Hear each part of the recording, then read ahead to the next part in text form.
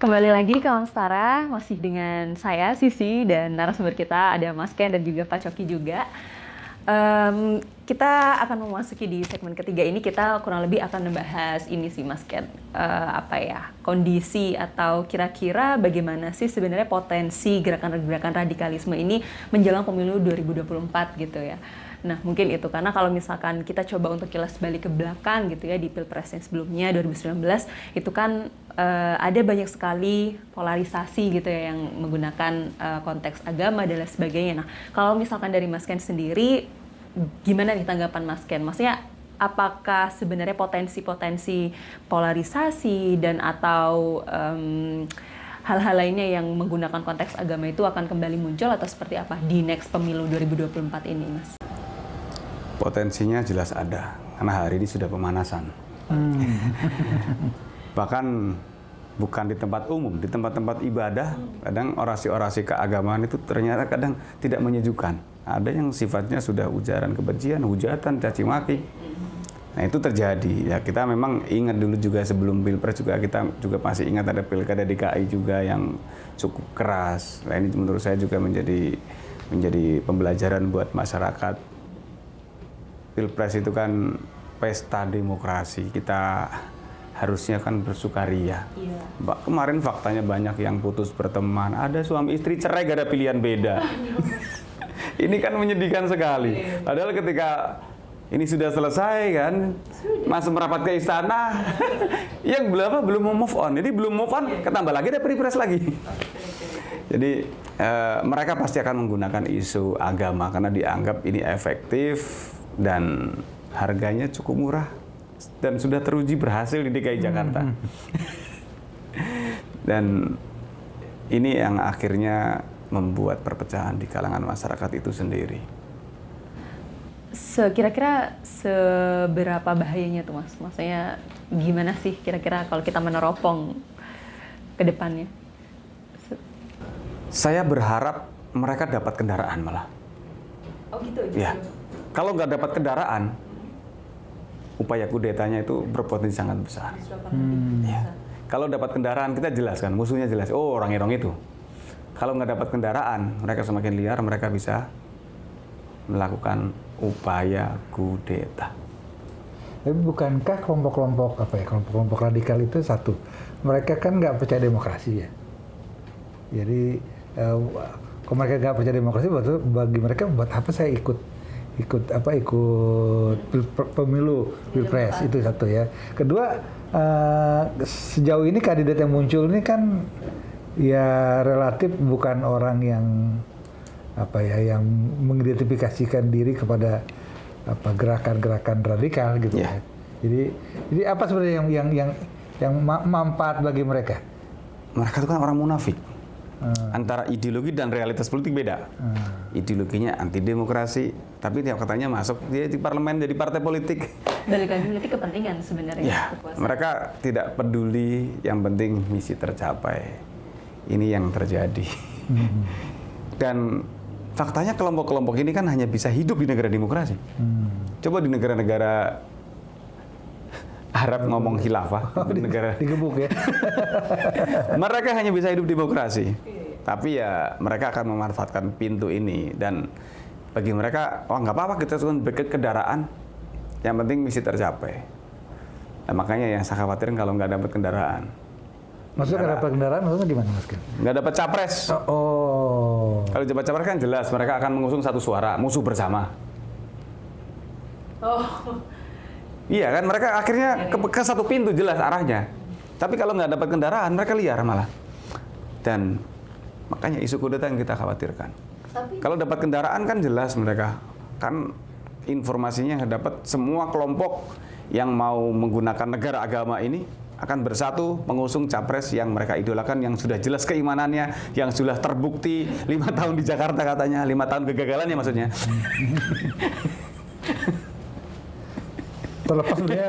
Terlepas bahwa sebenarnya orang itu juga sebenarnya hanya memanfaatkan mereka juga. Iya kan, sebenarnya kelompok mereka ini masih simbiosis mutualisme. Ya. Iya, ini parasit sebenarnya. Di mana mereka dapat keuntungan, mereka merapat. Nah ini kan bahaya. Dan indikasi ke depan ini menarik, kita lihat percaturan politik di Indonesia. Beberapa tokoh malah sudah pakai rompi merah. Ya, kalau saya sih berharap memang akan semakin panas kalau mereka dapat kendaraan ya. Kalau mereka nggak dapat kendaraan, potensi untuk kelompok moderatnya berhasil lebih tinggi. Cuman kalau nggak dapat kendaraan, opsi kedua itu kudeta itu yang kita khawatirkan.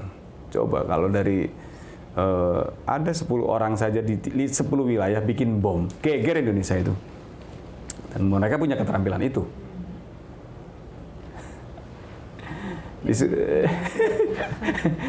Makanya lebih enak udah fighter, mereka dapat kendaraan jelas. Udah yang penting hindari kelompok ini kan enak gitu kan.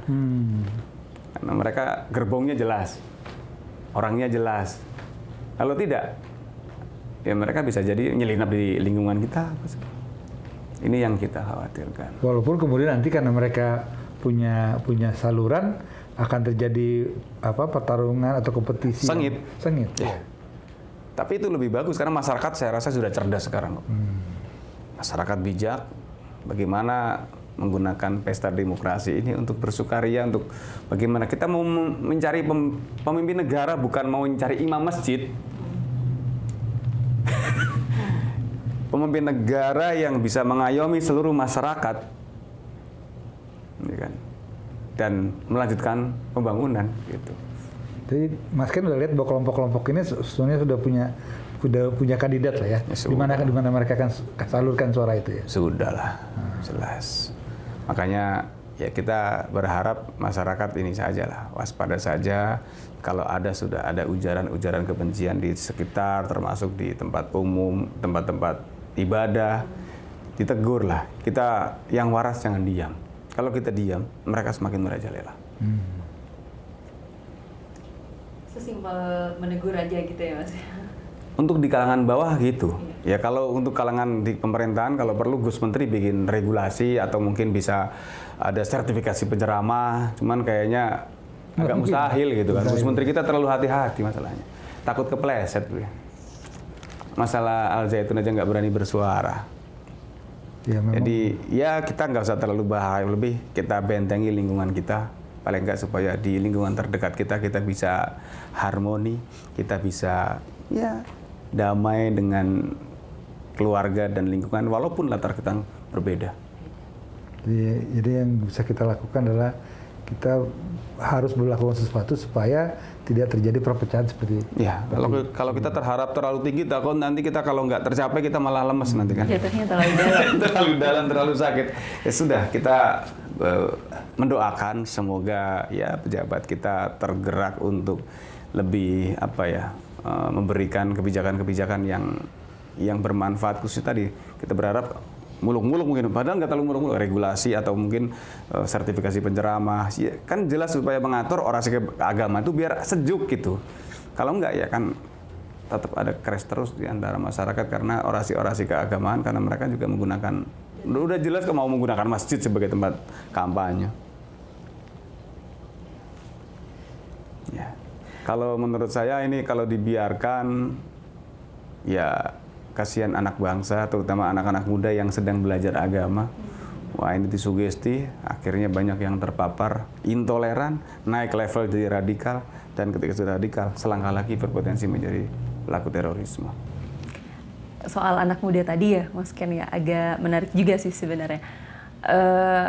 Karena kan kadang juga mungkin anak muda juga agak kurang memahami memahami kalau sebenarnya ini tuh ada kepentingan politik dan lain sebagainya gitu ya. Maksudnya arah-arah hal-hal yang bersifat pragmatis, politis itu mungkin anak muda masih kurang memahami gitu. Terutama mungkin anak-anak yang masih di bangku sekolah gitu ya Mas Ken. Nah, tapi berarti kira-kira apa yang bisa mereka lakukan gitu Mas? Karena kalau misalkan kita coba untuk mengkaitkan gitu ya, baru aja gitu kawan Setara kemarin Setara Institute merilis data gitu ya soal bagaimana sebetulnya sikap dan persepsi mereka soal toleransi gitu, terutama secara spesifik adalah siswa SMA. Dan memang secara mengejutkan gitu ya, ada beberapa dari hasil survei itu memang 83% itu memang dari siswa itu menganggap Pancasila itu bukan sebuah ideologi yang tetap gitu, yang memang masih bisa dirubah. Nah, maksudnya kan dalam hal ini sebenarnya ada kondisi yang juga memprihatinkan gitu. Nah, maksudnya berkaitan dengan itu nih, kira-kira apa sih Mas Ken yang hal-hal apa yang sebenarnya harus ditanamkan ke anak muda gitu, agar mereka dari kecil itu sudah tertanam jiwa-jiwa toleransi dan jangan sampai kemudian mereka pada akhirnya sampai terpapar dan sebagainya itu, Mas. Anak muda ini kan, anak-anak milenial khususnya ini kan butuh wadah sebenarnya mereka. Mereka pengen diberikan ruang untuk berekspresi. Nah, ketika tidak diberikan ruang, kelompok-kelompok itu memberikan ruang, akhirnya mereka masuk ke sana.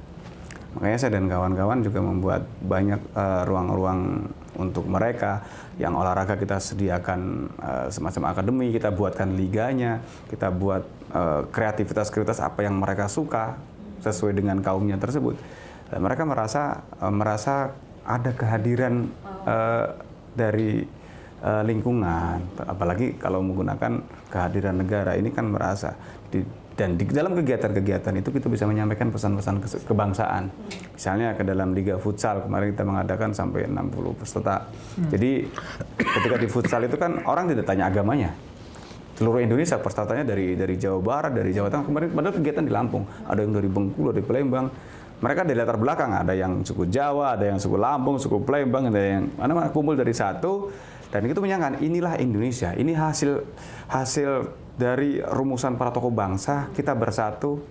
Jadi untuk berbuat baik nggak usah perlu tanya agamanya. Mari kita Indonesia, kita lahir dan besar di sini, kita harus cinta tanah air. Jangan sampai kita juga malah justru mengabaikan persoalan-persoalan persatuan, kita tertarik dengan ideologi lain. Saya bilang. Nah, itu kan keren itu kan. Iya sih. Dan itu lebih masuk daripada diajak pengajian anak-anak muda itu. Karena mereka di situ bertemu dengan orang yang berbeda-beda dan akhirnya penerimaan mereka semakin besar gitu kan.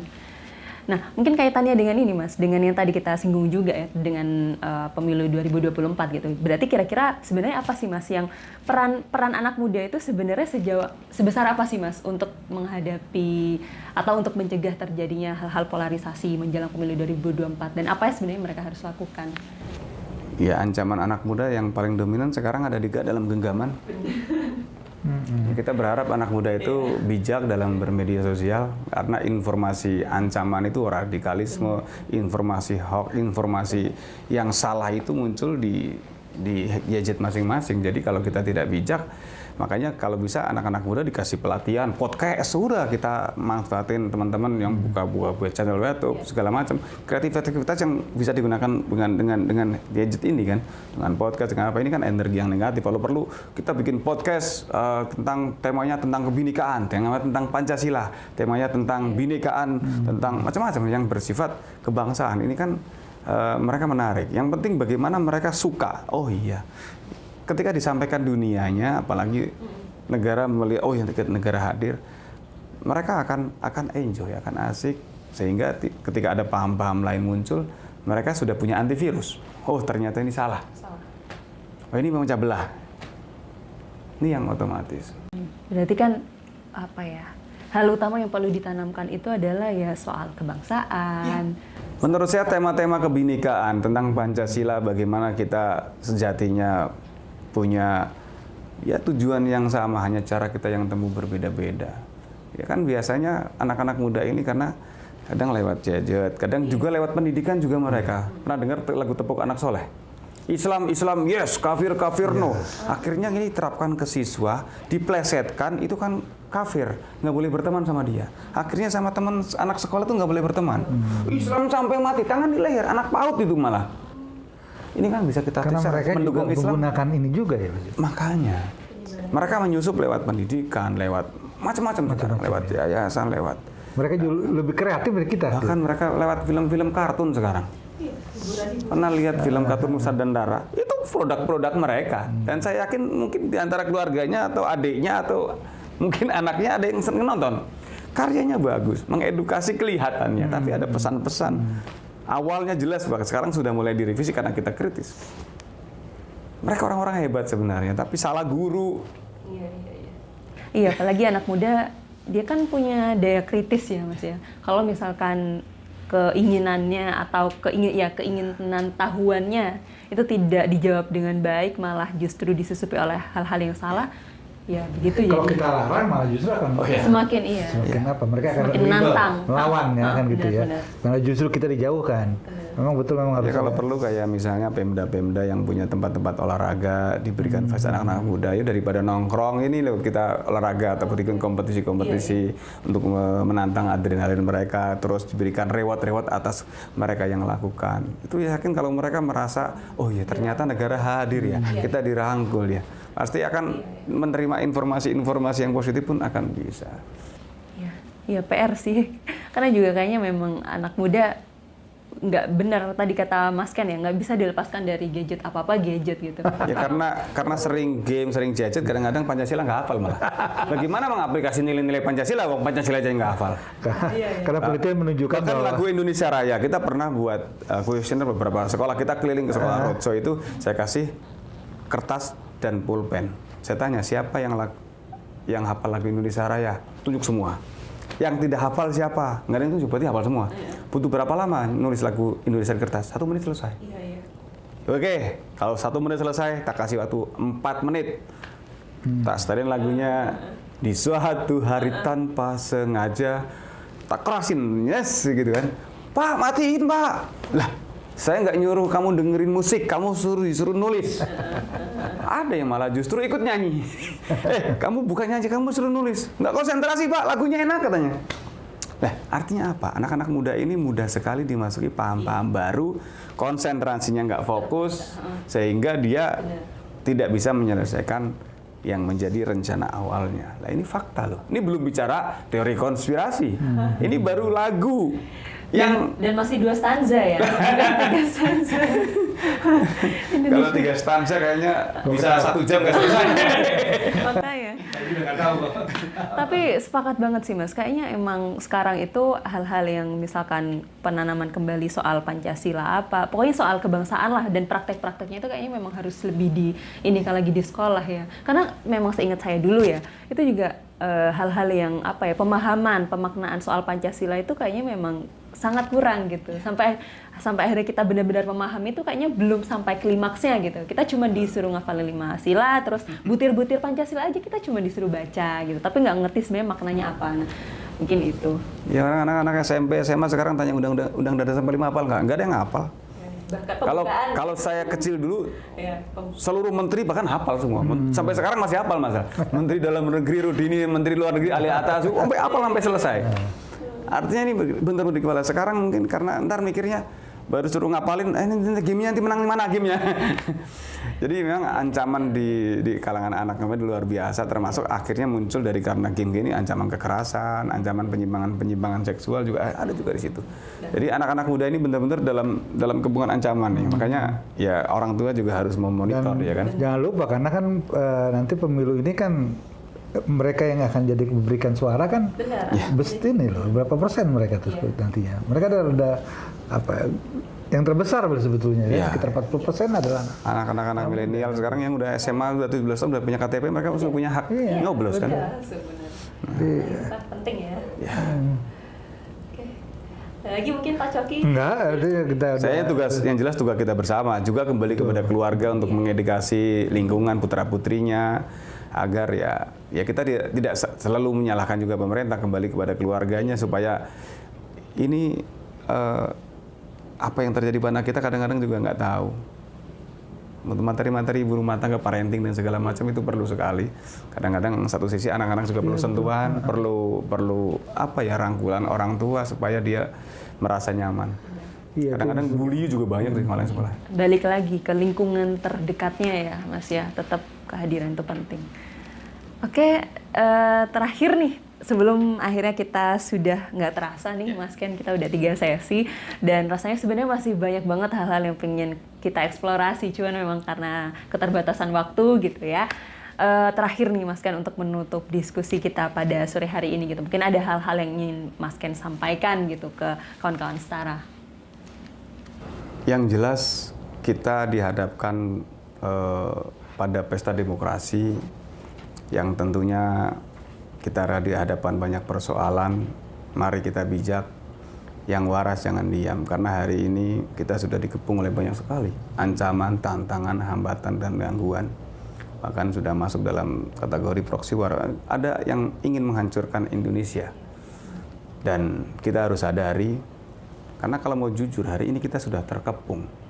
Kita sudah teradu domba antara suku, antara agama, yang seagama pun ribut. Nah, ini saatnya kita untuk mengevaluasi perjuangan kita masing-masing sesuai dengan perannya. Mari kita kembali nasionalisme apa? Kalau kemarin mungkin belum, mari kita kembali. Nasionalisme itu apa? Nasionalisme adalah merasa terancam. Karena tadi ada ancaman, tantangan, hambatan, gangguan. Kalau kita tidak menyadari, ibarat berkelahi, kita ada musuh loh yang siap menyerang kita. Kita harus waspada, jangan sampai fobia. Saya dulu ketika terpapar kelompok radikal, saya nasionalisme juga. Kenapa? Saya merasa terancam. Bahkan saya markas di pinggir jalan, di depan tiba-tiba tukang bakso lewat, berhenti, banyak yang beli. Jangan-jangan Intel nih. Intel, apaan tukang bakso? Tukang baksonya pergi. Kita pindah rumah. Kenapa? Kita merasa terancam. Nah, jangan sampai kita nanti tertangkap aparat, nanti membayangkan teman-teman yang lain. Lah, semangat inilah yang harus kita tanamkan kepada masyarakat. Kita terancam. Namun jangan sampai ya kewaspadaan kita menjadi kita fobia. Waspada, kita harus ya bela negara. Bela negara itu bukan hanya tanggung jawab aparat, tapi tanggung jawab kita bersama untuk berbuat sesuatu sesuai peran yang kita bisa. Ya, ya sesuai porsi lah. Paham porsi dan paham apa yang harus kita lakukan. Tahu diri, tahu posisi. Iya. Oke, dari Pak Coki nih, mungkin Pak Coki ada. Nggak banyak ya. Tadi yang perlu di-highlight adalah bahwa kita yang waras, yang menggunakan akal, ya jangan berdiam. Gitu ya. Kita harus berbuat sesuatu. Karena kalau kita tidak berbuat sesuatu, ya tadi ancaman-ancaman itu akan menjadi kenyataan. Kalau sekarang kan mungkin masih potensi. Ya.